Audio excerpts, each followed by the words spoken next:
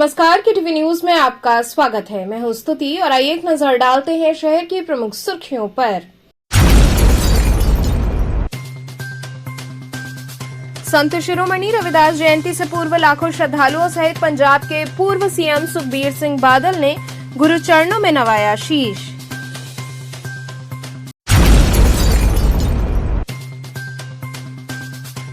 कमिश्नरी सभागार में वाराणसी मंडल निवेशक सम्मेलन का हुआ आयोजन।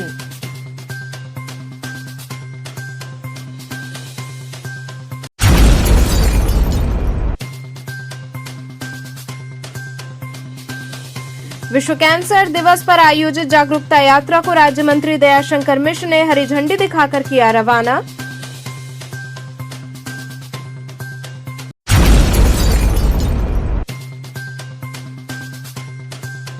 और बीएचयू बीकॉम द्वितीय वर्ष के छात्रों द्वारा मारपीट से नाराज प्रथम वर्ष के छात्र बैठे धरने पर। और अब खबरें विस्तार से। संत शिरोमणि रविदास जयंती से पूर्व लाखों श्रद्धालुओं सहित पंजाब के पूर्व सीएम सुखबीर सिंह बादल ने गुरु चरणों में शीश नवाया। श्रम साधक संत रविदास का गांव सीर गोवर्धन रैदासियों का मक्का है। उनके जयंती पर दुनिया भर से रैदासी यहां दर्शन को आते हैं।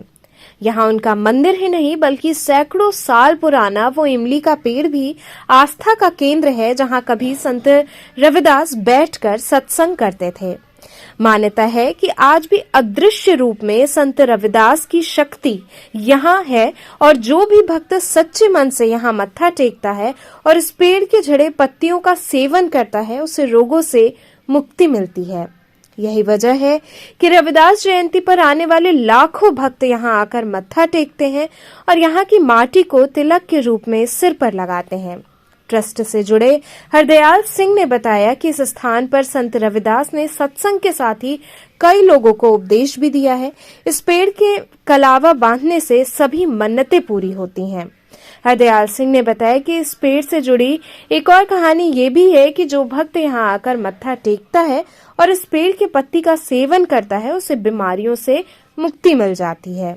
संत रविदास जयंती से पूर्व काफी संख्या में रैदासी मंदिर पहुंच गए हैं, जहां गुरु के चरणों में शीश नवाने के साथ ही भक्तों का लंगर प्रसाद चखना जारी है। मंदिर ट्रस्ट से जुड़े लोगों के मुताबिक जब इस गांव में मंदिर की नींव रखी गई थी तो ये पेड़ सूख चुका था, लेकिन लगातार उसकी जड़ में पानी दिया गया तो ये ऐतिहासिक पेड़ फिर हरा भरा हो गया, जो आज रैदासियों के आस्था का केंद्र बन गया है। वहीं पंजाब के पूर्व सीएम सुखबीर सिंह बादल काशी आए और संत शिरोमणि रविदास जी की जन्मस्थली पर पहुंचकर मत्था टेका।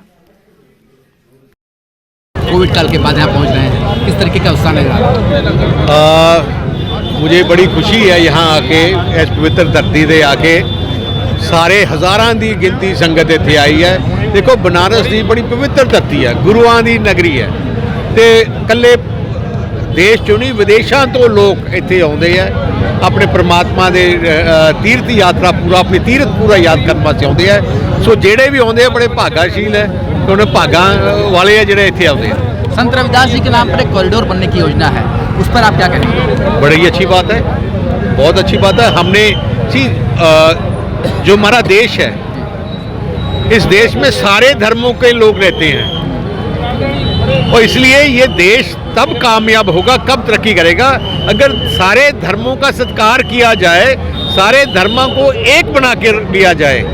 एक धर्म को दूसरे धर्म से लड़ाने जो करेंगे वो देश की तरक्की नहीं चाहेंगे।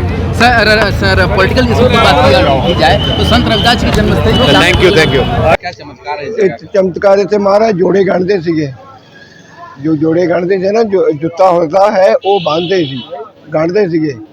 फिर इतने जो पंडित लोग आए तो उन्होंने यानी कि कहते भी उन्होंने जोड़ा घटाया तो उन्होंने कहता भी तुम चले गंगा ते साडा भी दमड़ी लै जाओ। जे गंगा माता दमड़ी इदा कढ़ के हथ कढ़ के लाऊगी तो देना, तो वो गंगा माता ने दमड़ी जी हथ कढ़ के पकड़ी। उस तो बाद उन्होंने फिर दी कंगन दिता भी मेरा भी कंगन दे दो। पंडित फिर बेईमान हो गए, वो कहते राजे नूं देवांगे। तो राजे महाराजे ਜਿਹੜੇ ਸੀ ਉਹਨਾਂ ਨੇ ਕਿਹਾ, ਰਾਣੀ ਨੇ ਕਿਹਾ ਵੀ ਮੈਨੂੰ ਇਹਦੇ ਨਾਲ ਦਾ ਹੋਰ ਕੰਗਣ ਲਿਆਓ। ਇਹ ਤਾਂ ਦੌਰੀ ਸੀਗੀ ਜਿੱਥੇ ਜੋੜੇ ਗੰਢਦੇ ਸੀ, ਉਹਨਾਂ ਦੌਰੀ ਦੇ ਵਿੱਚ ਹੀ ਗੰਗਾ ਵਗਾਤੀ।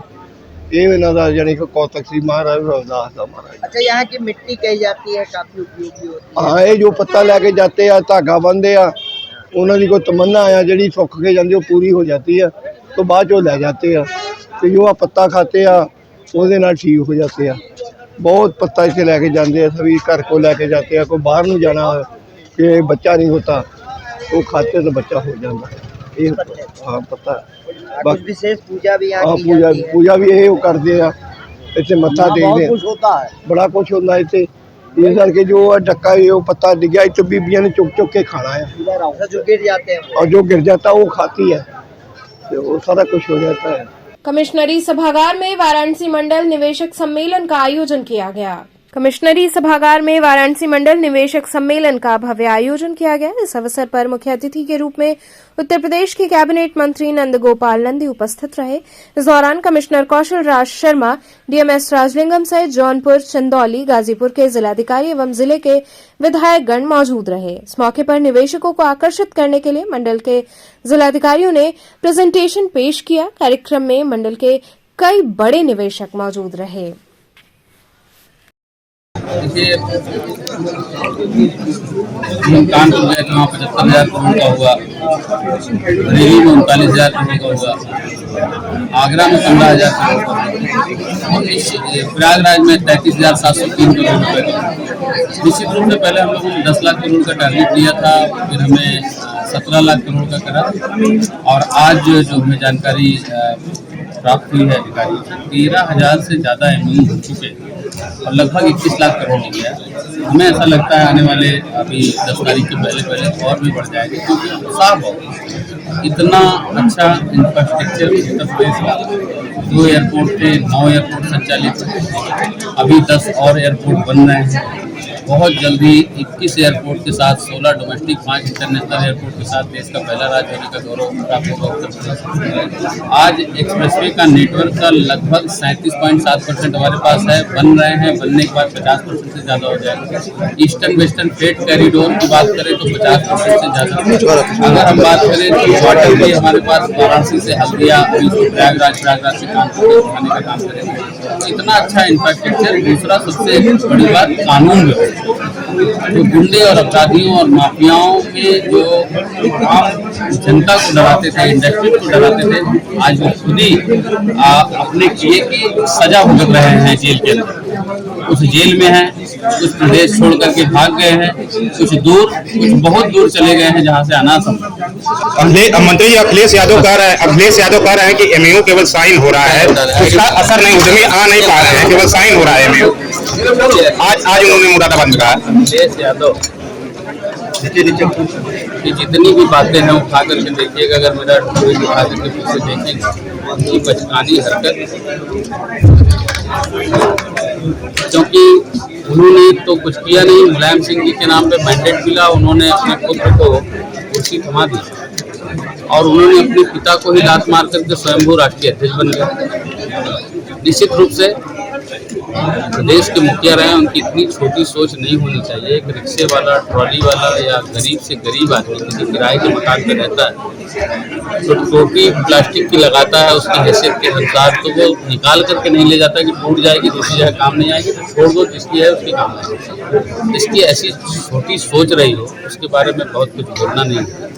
यही कहता हूं कि उत्तर प्रदेश उत्तम प्रदेश बना है, अब सर्वोत्तम प्रदेश बनने की ओर अग्रसर है। अखिलेश जैसे लोग समाजवादी पार्टी को समाप्त होती हुई पार्टी बना रहे हैं। उसमें स्वामी प्रसाद मौर्य का जो सम्मेलन हुआ है। विश्व कैंसर दिवस पर आयोजित जागरूकता यात्रा को राज्य मंत्री दयाशंकर मिश्र ने हरी झंडी दिखाकर रवाना किया।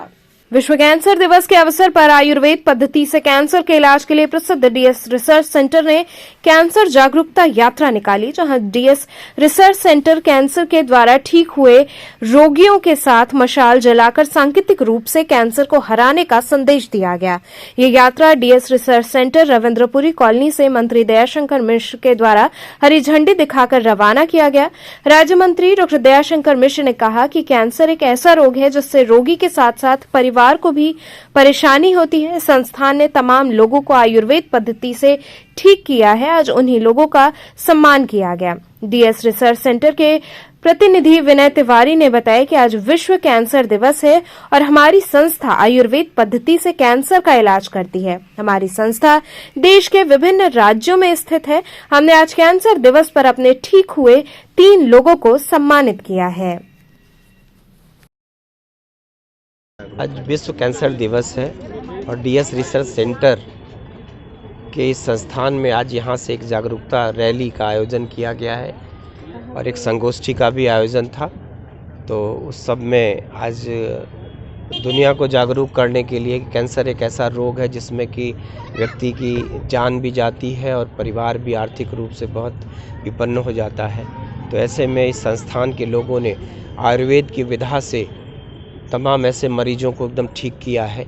आज उन्हीं को लोगों के बीच में ले जाकर उनसे परिचित कराना और उनसे लोगों को इस बात के लिए प्रेरित करना कि आयुर्वेद भी एक ऐसी विधा है जिसके द्वारा कैंसर जैसा इलाज रोग ठीक हो सकता है। तो यही आयोजन आज यहाँ था। क्या आने वाले समय में आयुर्वेद के कुछ ऐसे भी हब बनने वाले हैं जहाँ कैंसर के इलाज हो सकें और मरीज ठीक? आयुर्वेद दुनिया की सबसे प्राचीन इलाज की पद्धति है, वो भारत की विधा है। वेदों से आयुर्वेद का जन्म हुआ है। तो निश्चित ही कोई ऐसा रोग नहीं जिसके लिए आयुर्वेद में इलाज न हो। समय ने धीरे धीरे इस विधा को ही हाशिए पर डाल दिया था। यह हमारे देश के ऋषि मुनियों बहुत पुरानी प्राचीन पद्धति है। जड़ी बूटियों से इलाज करना है। पेड़ पौधे की जो पत्तियां हैं, छाल है, जड़ है, उन्हीं को और उन्हीं से जो दवाएं बनती हैं उससे इसका इलाज होता है। और आयुर्वेद आने वाले कल में जिस तरीके से आपने कोरोना के काल में देखा कि आयुष के काढ़े को लोगों ने कैसे अपनाया, चाहे वो गिलोय का काढ़ा हो, चाहे वो घर के दालचीनी हो, काली मिर्च हो, तो आयुष ने लोगों के जीवन में बहुत उसका महत्व बढ़ा है और आने वाला कल निश्चित ही आयुष और आयुर्वेद का है। आज विश्व कैंसर दिवस है। उसके अवसर पर संपूर्ण विश्व में कैंसर से संबंधित जागरूकता कार्यक्रम हो रहे हैं। मैं डीएस रिसर्च सेंटर से प्रतिनिधि हूं उनका। आज हमारे यहाँ भी कार्यक्रम है। भारत के 6 शहरों में हमारे 6 सेंटर्स हैं। पिछले 50 सालों से ये ऑर्गेनाइजेशन काम कर रही है। इस खास अवसर पे हमने अपने 3 ऐसे रोगियों को, मनीषा पांडे, दीपक गुप्ता और नसीम बानो, उनके प्रतिनिधियों को और खुद रोगियों को यहाँ बुलाया है। और हम 3 बड़े महाविद्यालयों में जा रहे हैं जहां बच्चों के बीच एक मशाल जलाएंगे सांकेतिक रूप से, जिसका उद्देश्य है कैंसर जागरूकता पैदा करना। हमारे लिए खुशी की बात है, आज 10 बजे माननीय आयुष मंत्री श्री दयालु मिश्र जी हमारे बीच में आज यहाँ उपस्थित हैं और उन्होंने अपने आशीर्वाद दिया और हरी झंडी देके हमारे जत्थे को रवाना किया। हम तीनों जगहों पे जहाँ भी जाएंगे हमारा कार्यक्रम करीब 5-6 घंटे में पूर्ण होकर वापस डीएसपी खत्म हो जाएगा। ये अपना परिचय। मेरा नाम विनय त्रिपाठी है। मैं ब्रांडिंग हेड हूँ DS research centre. BHU BCom द्वितीय वर्ष के छात्रों द्वारा मारपीट से नाराज प्रथम वर्ष के छात्र धरने पर बैठ गए।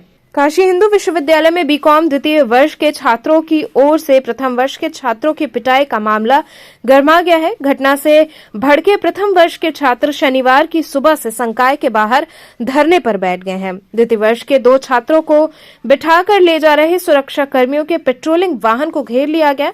छात्र द्वितीय वर्ष के छात्रों के खिलाफ कार्रवाई की मांग पर अड़े हुए हैं। बीकॉम द्वितीय वर्ष के छात्रों की ओर से प्रथम वर्ष के छात्रों की रैगिंग व मारपीट का मामला शुक्रवार को सामने आया था। प्रथम वर्ष के छात्रों ने इसको लेकर लंका थाने में तहरीर भी दी थी। आरोप लगाया कि सीनियर माहौल खराब करने का काम कर रहे हैं। वहीं घटना से भड़के प्रथम वर्ष के छात्र शनिवार की सुबह वाणिज्य संकाय के बाहर धरने पर बैठ गए। संकाय के बाहर फर्स्ट ईयर के छात्रों का धरना चल ही रहा था कि सेकेंड ईयर के 2 छात्र वहां पहुंच गए।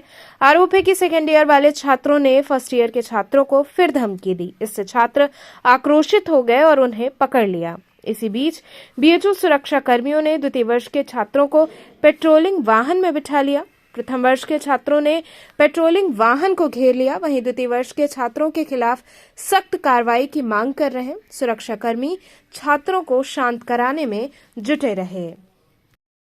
आर्ट ऑफ लाइफ संस्था एवं नागरिक सुरक्षा वाराणसी द्वारा नए नियुक्तिकरण एवं सम्मान समारोह का आयोजन किया गया। आर्ट ऑफ लाइफ संस्था एवं नागरिक सुरक्षा वाराणसी के संयुक्त तत्वाधान में नए युवकों की नियुक्तिकरण एवं सम्मान समारोह व लोगों की रक्षा सुरक्षा पर अनेकों नाटकों सहित कला, शिक्षा, संगीत सहित अन्य कलाओं का प्रदर्शन नागरिक सुरक्षा प्रखंड चेतगंज द्वारा आयोजित किया गया। कार्यक्रम की रूपरेखा व दिशा निर्देशन आर्ट ऑफ लाइफ के अध्यक्ष पावन चार्ल्स चत्री ने किया। कार्यक्रम में मुख्य अतिथि के रूप में नीरज मिश्रा डिप्टी कंट्रोलर ने कार्यक्रम के बारे में नव नियुक्त लोगों को जानकारी देते हुए आपदा आने पर बचाव के गुण विस्तार से बताया। कार्यक्रम में अतिथियों का स्वागत अंगवस्त्रम व रुद्राक्ष की माला देकर किया गया। इस अवसर पर प्रमुख रूप से इरफानुल, मंगला प्रसाद, मनोज कुमार दुबे, वंदना चत्री सहित अन्य दोनों संस्था के लोग उपस्थित रहे। क्या है आज किस तरह का ये कार्यक्रम रखे हैं आप लोग? नागरिक सुरक्षा में यहाँ के आर्ट ऑफ लाइफ के बच्चों की नियुक्ति हुई है और उन्होंने इस बात को ठाना हैगा कि वो समाज की सेवा करेंगे चेतगंज के साथ मिलकर, तो उनकी आज नियुक्तिकरण हैगा। तो किस पद पर सबकी नियुक्ति हो गई है? असद पर हुई है। तो आगे क्या योजना होगी, नियुक्ता क्या कार्य होगा? जितनी समाज की सेवा होगी वो सब सिविल डिफेंस के साथ मिलकर ये करेंगे। आज इनका प्रशिक्षण भी हैगा, ट्रेनिंग भी इनको यहीं से दी जाएगी। प्रशिक्षण में क्या क्या कार्यक्रम कर रहे हैं आप लोग?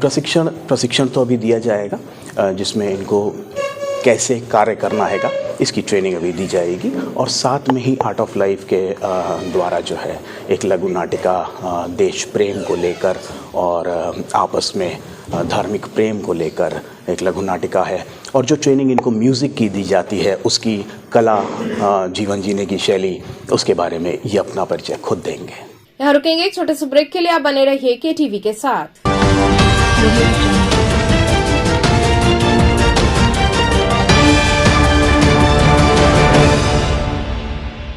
बाल विद्यालय माध्यमिक सीनियर सेकेंडरी स्कूल, जहां मिलता है आपके बच्चों को उच्च शिक्षा एवं सुनहरा भविष्य। CBSE affiliated play group according to home, time to two की उच्च शिक्षा एवं अनुशासन, कंप्यूटर क्लासेस, अत्याधुनिक science lab, student activities, SMS alerts, subject wise smart classes. बच्चों के सर्वांगीण विकास के लिए समय समय पर खेलकूद प्रतियोगिता, कल्चरल एक्टिविटीज। 50 वर्षों से अनुभवी शिक्षकों के साथ हमने बनाया आपके बच्चों का बेहतर कल। ट्रांसपोर्ट फैसिलिटीज विद GPS, क्योंकि हम हैं बाल विद्यालय, तो आज बनाएं अपने बच्चों का बेहतर कल। Admissions open. बाल विद्यालय सीनियर सेकेंडरी स्कूल, प्रहलाद घाट एवं डोगरी, वाराणसी। खबरों से जुड़े रहने के लिए हमारे चैनल KTV वाराणसी को सब्सक्राइब करें और लेटेस्ट अपडेट्स के लिए बेल आइकन को प्रेस करें।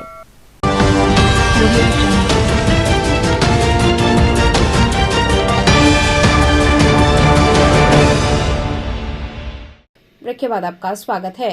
विरासत फाउंडेशन द्वारा साहित्य महोत्सव का आयोजन हुआ। विरासत फाउंडेशन द्वारा 3 दिवसीय काशी वाराणसी साहित्य महोत्सव के दूसरे दिन 2 अकादमिक सत्रों एवं 1 चर्चा परिचर्चा सत्र का आयोजन नागरी नाटक मंडली में हुआ। विश्व साहित्य के संदर्भ हिंदी एवं अन्य भारतीय भाषाओं की साहित्य विषयक प्रथम अकादमिक सत्र की अध्यक्षता ख्यातिलब्ध साहित्यकार गिरीश पंकज ने किया। मुख्य अतिथि वरिष्ठ साहित्यकार डॉक्टर विद्या बिंदु सिंह पद्मश्री थी। मंचासीन अतिथियों का स्वागत अंगवस्त्रम से डॉक्टर अजीत सैगल ने किया। बतौर मुख्य अतिथि डॉक्टर विद्या बिंदु सिंह ने कहा कि भाषाएं संस्कृति के प्रचार का माध्यम है।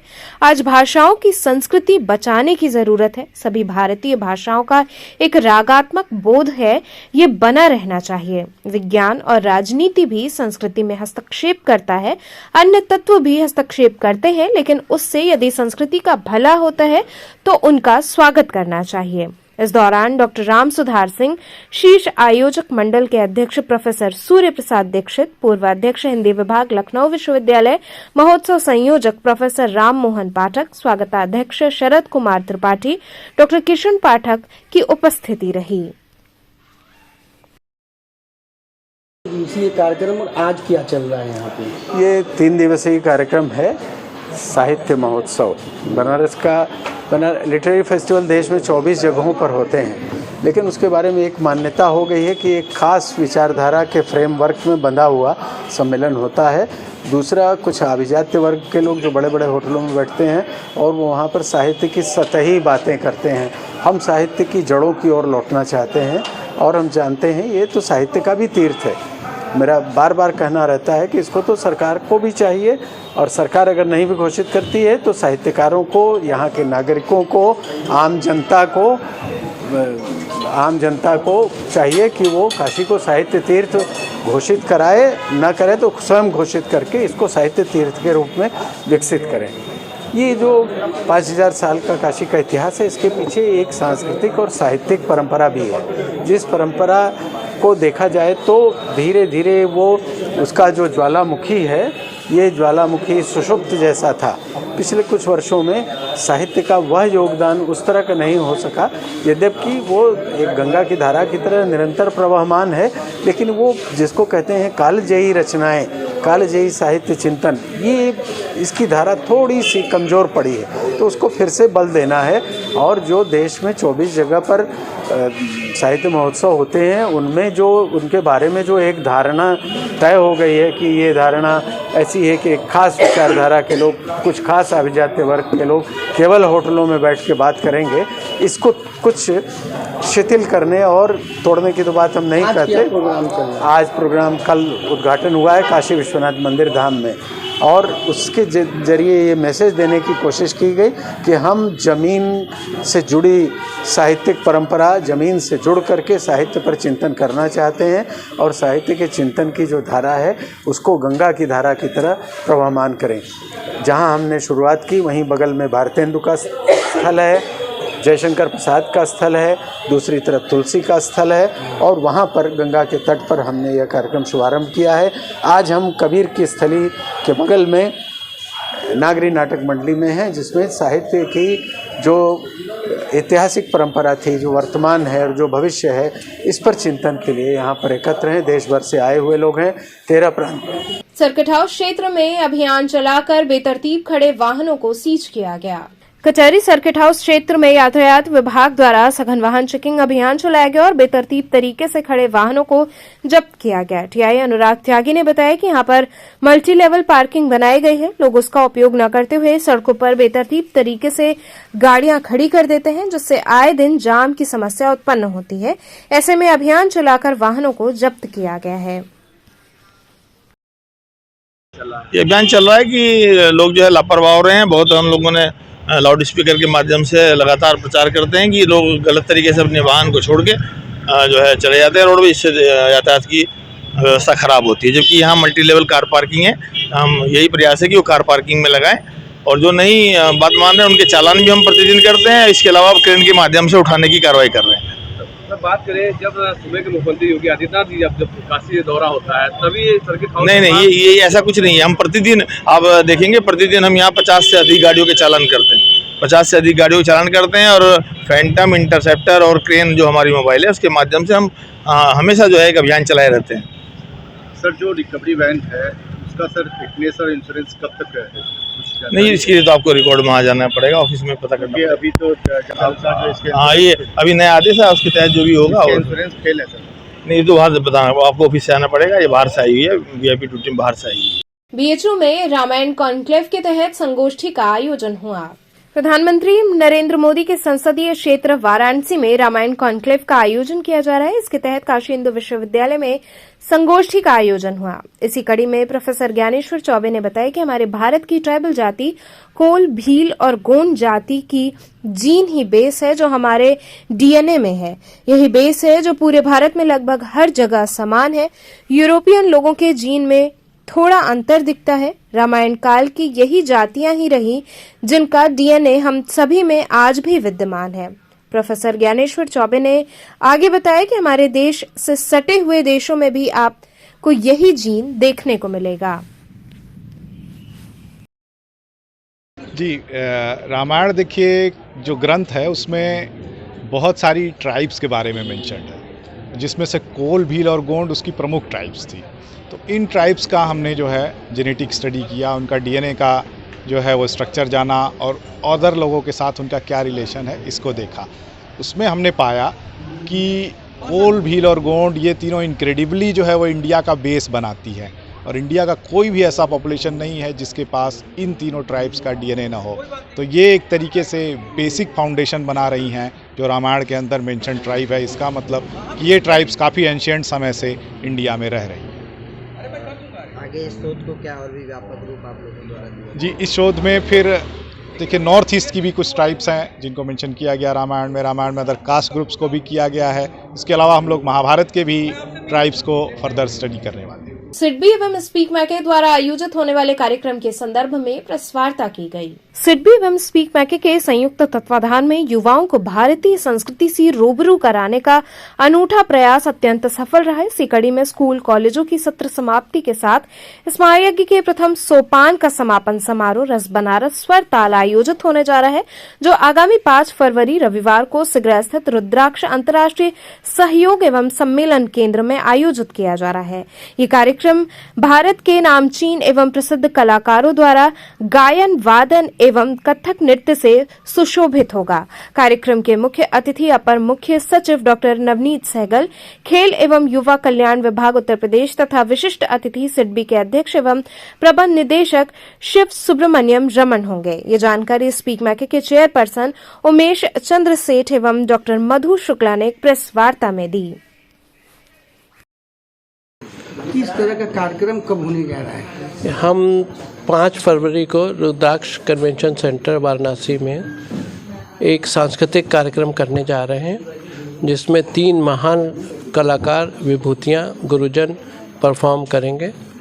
पहला प्रोग्राम शहनाई का होगा, जिसमें रजनीश शंकर एंड ब्रदर उनके शहनाई की संजीव शंकर और अश्वनी शंकर शहनाई की परफॉर्मेंस देंगे।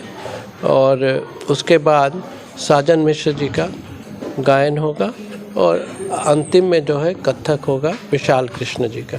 क्या उद्देश्य है इसका? स्पीक मैके का तो मेन उद्देश्य है युवा पीढ़ी में अपनी जो कल्चर है उसको ले जाना, और ये प्रोग्राम भी हमारा स्पीक मैके के युवाओं के लिए ही समर्पित है। और उसमें सारे स्कूल के बच्चे जो जहाँ जहाँ चैप्टर हैं हमारे, सारे स्कूल के चैप्टर हमारे यहाँ आ रहे हैं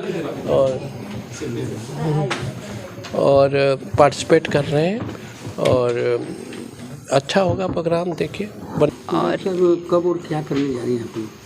हम लोग एक्चुअली हम लोगों ने सिडबी के साथ कोलैबोरेट करके एक हम लोगों ने श्रृंखला शुरू करी थी बनारस घराने के ऊपर, जिसमें कि हम 3 तरीके की वर्कशॉप हम लोग कर रहे थे, जिसमें कि अभी हमारी आधी लगभग वर्कशॉप हो चुकी हैं, जिसमें हमने गायन की वर्कशॉप ख़त्म करी है अपनी वो, और तबले की हमारी आधी वर्कशॉप हो चुकी हैं।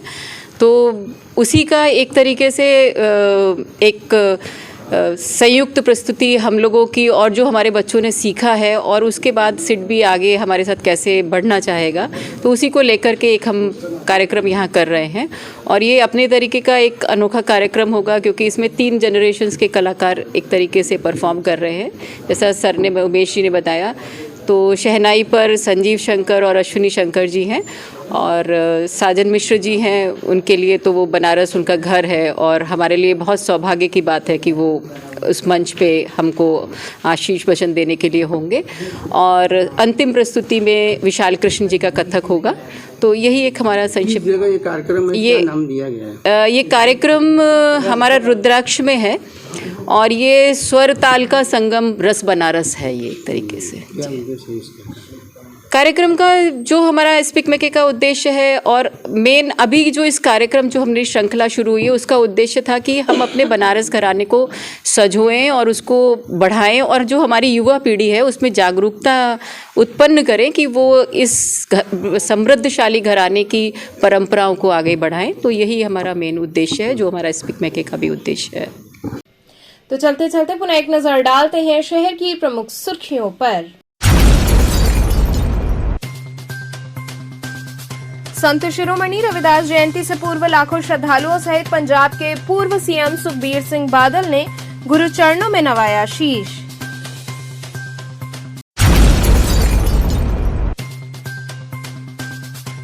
कमिश्नरी सभागार में वाराणसी मंडल निवेशक सम्मेलन का हुआ आयोजन।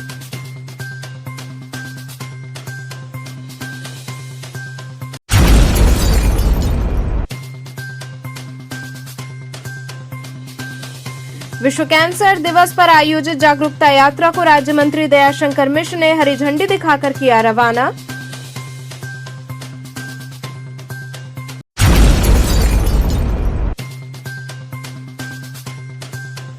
और बीएचयू बीकॉम द्वितीय वर्ष के छात्रों द्वारा मारपीट से नाराज प्रथम वर्ष के छात्र बैठे धरने पर। तो ये थे आज के समाचार। कल फिर होगी मुलाकात, तब तक के लिए नमस्कार।